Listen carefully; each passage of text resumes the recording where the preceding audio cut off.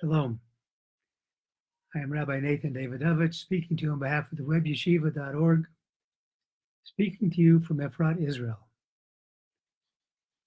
I'm going to discuss one of the points in this week's Parsha. This week's Parsha is Parsha Teruma.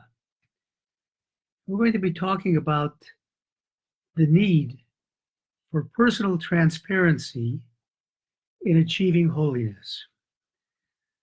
Now we know, and we've said many, many times, that as we read through the Torah is not just a book of stories.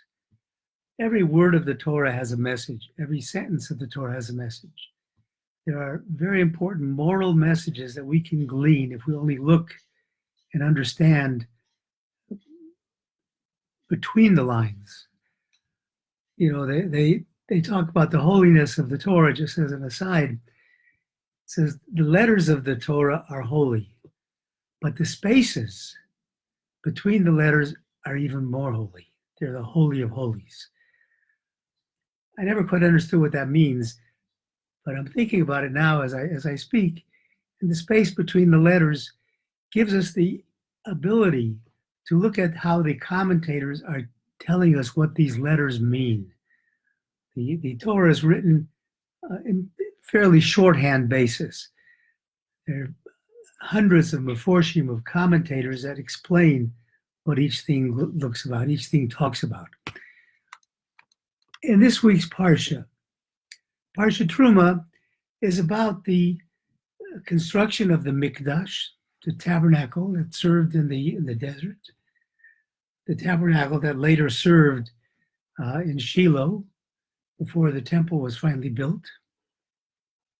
And it goes through unbelievable architectural detail as to what is being built, how you build it, what the vessels within it are. A tremendous amount of time is spent in it and spent in doing that.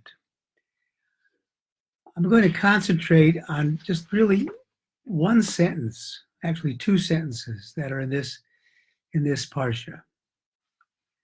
First of all, in commanding us to make the Mishkan, to make the tabernacle, God says as follows.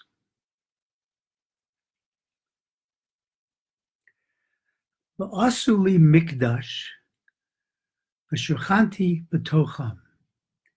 You shall make for me a sanctuary, and I will dwell in them. Meaning, the sanctuary is going to be something where God dwells within each of us. He's telling us to create a space of holiness within each of us where the presence of God can be felt. Now, the next sentence, or a couple of sentences after that, God is describing how to make the ark that ultimately housed the covenant of the law, the luchot. And he says, "V'asu aron atzei shitim," make an ark of shitim wood, and it gives the dimensions. And then it says, "V'tzipisa oso zahav tohor," you shall cover it with pure gold, mibais umechutz titzapenu, from inside and outside you shall cover it. Now, what does that mean? What is Hashem telling us? The Gemara tells us that a Talmud Chacham, somebody purporting to be a Talmud Chacham, a student, somebody wise in the Talmud and the Torah, cannot reach that level unless he is the same inside as outside. In other words, transparency. We live in a world where there's not a lot of transparency. People will say things, will put out one view of themselves as you look at them from the outside, but there's a totally different view of the inside. I'm reminded of the story of Balak, who was a tremendous Jew hater. And it's interesting that a Parsha of the Torah was named Balak. Why would you name a Parsha of the Torah Balak after a person who hates Jews? Because Balak wasn't hiding. He was through and through a Jew hater. And it was obvious. And the message that God is giving us is that you have to be transparent. We have in the Parsha of Kedoshim in Vayikra, it says, Lo sisna esachicha bilvavecha. Don't hate your brother in your heart.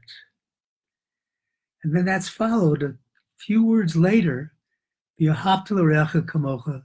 Love your friend as yourself. Ani Hashem, I am God. Teaching us that the only way you can truly love somebody is to be transparent as to who you are, to feel the same inside and outside. Shakespeare said in the play Hamlet, where Polonius is addressing his son, he's giving him advice as he's going off to college. He says, to thine own self be true, and thou canst not be false to anybody.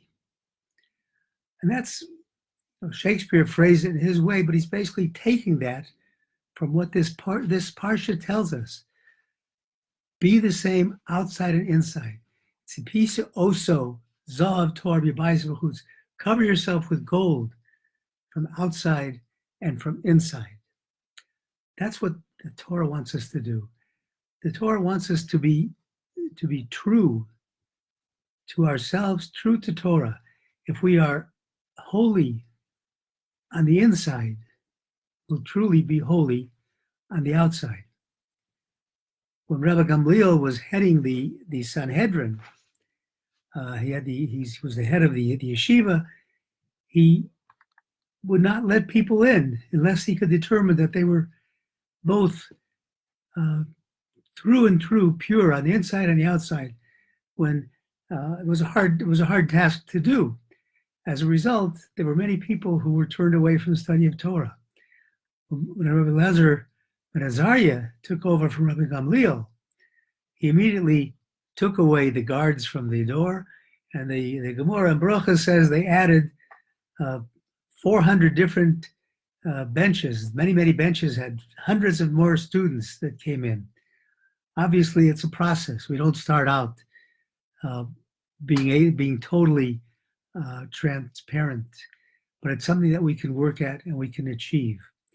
And our goal as a Jew, our goal in trying to teach Torah, to trying to spread the light of Judaism to the world, is to do so in a way where we ourselves reflect the Kedusha, the holiness that should be reflected from within us and without us.